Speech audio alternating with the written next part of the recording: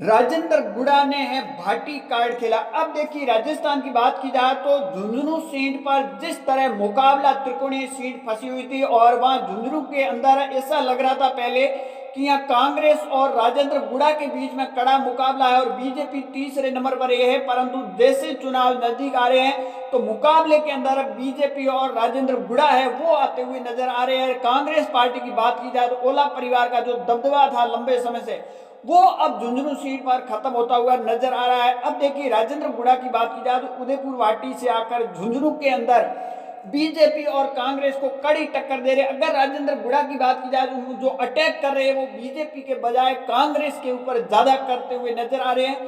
परंतु यहाँ राजेंद्र गुड़ा ने एक बड़ा कार्ड खेला और मुस्लिम मतदाता 70,000 वोट है झुंझुनू सीट पर उनको कहीं कहीं अपने पक्ष में करने में एक बड़ी कामयाबी है वो राजेंद्र गुड़ा ने कर दी है। इसकी वजह से राजेंद्र गुड़ा और बीजेपी के बीच में करीबन फाइट है और इस फाइट के अंदर कोई भी बाजी मार सकता है। ऐसा नहीं है कि ज्यादा कोई मार्जिन रहेगा और लगभग 80 से 85,000 वोट लेके आएगा वो चुनाव झुंझुनू सीट पर जीत जाएगा। राजेंद्र गुड़ा ने भाटी कार्ड खेलकर और अगर बात की जाए झुंझुनू सीट पर तो राजपूतों के वोट 18,000 है और 70,000 मुस्लिम मतदाता है। अगर इन दोनों को एक ही तरफ वोट पड़ गए तो कहीं कहीं बीजेपी और कांग्रेस की नैया है वो झुंझुनू के अंदर राजेंद्र गुड़ा डुबोते हुए नजर आ जाएंगे। और अगर बात की जाए मुस्लिम वोटों 70,000 वोटों के अंदर कांग्रेस ने अगर ध्रुवीकरण किया तो यहाँ से बीजेपी है वो भी बाजी मार सकती है। परंतु झुंझुनू सीट पर बात की जाए तो ओला परिवार का दबदबा है वो खत्म होता हुआ नजर आ रहा है। सीधा सीधा आप जब चुनाव के अंदर मैदान के अंदर उम्मीदवार उतरे थे उस टाइम ऐसा लग रहा था कि राजेंद्र गुड़ा और कांग्रेस के बीच में मुकाबला होने वाला है। परंतु जैसे चुनाव नजदीक आए तो राजेंद्र गुड़ा ने जिस तरह भाटी कार्ड खेला और उसके बाद में कांग्रेस पार्टी को तीसरे नंबर पर धकेल दिया। और झुंझुनू सीट पर बात की जाती जाट लैंड होने की वजह से सिर्फ 2 बार राजपूत चुनाव जीते हैं। पूरे इतिहास की अगर बात की जाए तो झुंझुनू सीट पर सिर्फ 2 बार राजपूत चंद्र सिंह नाम थे, एक कोई और नाम था वो मेरे दिमाग में नहीं आ रहा। सिर्फ 2 बार राजपूत जीते, बाकी जाट वोट ही वहां से ज्यादा होने की वजह से जाट उम्मीदवार चुनाव जीतते हैं।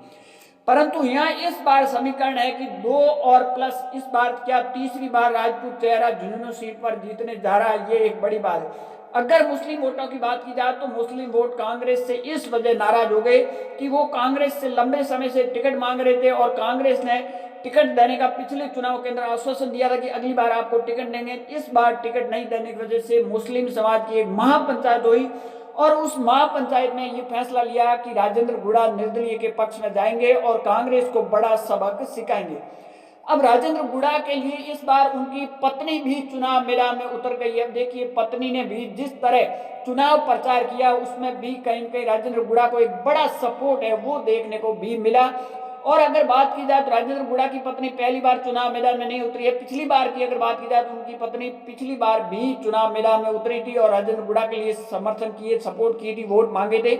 परंतु इस बार झुंझुनू की सीट पर आकर उनकी पत्नी जिस तरह प्रचार कर रही है और महिला का जो सपोर्ट मिल रहा है उससे ये लग रहा है कि यहाँ बीजेपी और राजेंद्र गुड़ा के बीच में कड़ा नजदीकी मुकाबला है। इस मुकाबले के अंदर जो 80 से 85,000 वोट ले आएंगे वो चुनाव जीतेंगे। यहाँ वोटों की समीकरण की बात की जाए तो 70,000 मुस्लिम वोट है, 42,000 SC/ST वोट है, 18,000 राजपूत वोट है।